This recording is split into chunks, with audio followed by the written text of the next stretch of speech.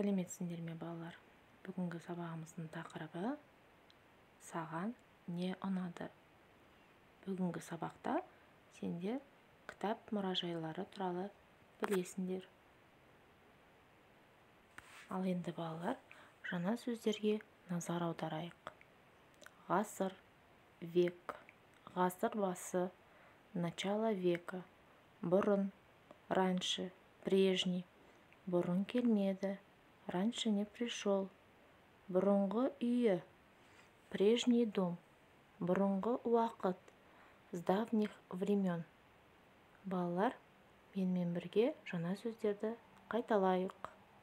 Ғасыр, ғасыр басы, бұрын, бұрын келмеді, бұрынғы үйі, бұрынғы уақыт.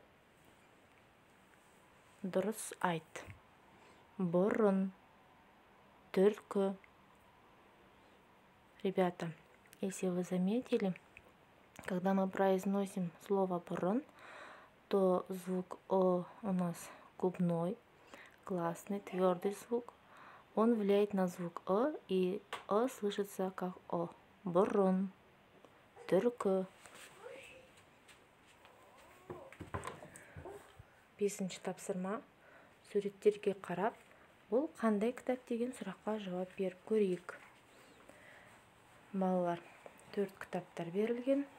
Сол 4 кітаптардың қандай кітап екенін астында жаңа сөздер жазылған. Көне кітап, жаңа кітап, таза кітап және өте ескі кітап. Ал енді қандай кітап екенін анықтап көрейік. Бұл қандай кітап? Бұл таза кітап. Бұл қандай кітап? Бұл өте ескі кітап. Бұл қандай кітап? Бұл көне кітап. Бұл қандай кітап? Бұл жаңа кітап. Жарайсыңдар, балалар. Екінші тапсырма 27-ші бет. Мәтінді оқы. Бұл кітап мұражайы. Мұражайда әртүрлі кітап бар. Мына кітап 10-шы ғасырда шыққан. Ол көне түркі тілінде жазылған. Мынау 200 жыл бұрын шыққан кітап. Ол араб тілінде жазылған. Мұражайда қызықты энциклопедия, альбом, электронды кітап көп. Маған кітап мұражайы ұнады. Ребята, а теперь давайте переведем вместе. Бұл кітап мұражайы. Это книжный музей. Мұражайда әртүрлі кітап бар. В музее есть разные книги. Мына кітап 10-шы ғасырда шыққан. Эта книга издана в 10 веке. Ол көне түркі тілінде жазылған. Она написана на древнетюркском языке.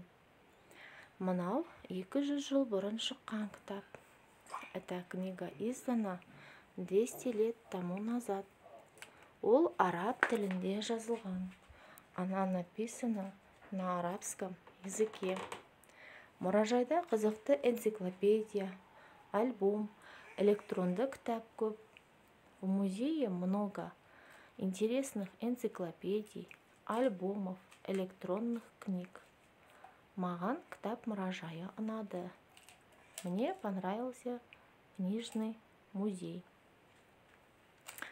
Балалар, мәтінді тағы да бір рет өздерін оқып шығыңдар. Айтылым 3-ші тапсырма 30-ші бет. Сөйлемдерді мәтін мазмұны бойынша орналастыр. Бұл жерде жаңағы оқыған мәтін бойынша сөйлемдерді ретімен орналастырамыз. Ребята, в этом задании по прочитанному тексту мы должны пронумеровать по порядку эти предложения. Ал бірінші сөйлемді тауып көрейік. Бұл жерде бірінші сөйлем қайсы сөйлем болады деп ойлайсыңдар? иә, Алматыда кітап мұражайы бар деп басталады бірінші сөйлем, иә. Бұл сөйлем мәтінде жоқ, бірақ бірінші сөйлем осылай басталу керек.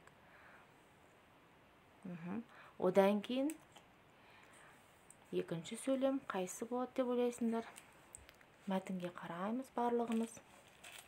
Мәтін бойынша екінші сөйлем қайсы болу керек, соны анықтайық. Екінші сөйлем мұражайда көне түркі тіліндегі кітаптар бар. Ал қалған сөйлемдерді ретімен өздерін анықтап маған аудиозаписпен WhatsApp-қа жібересіңдер.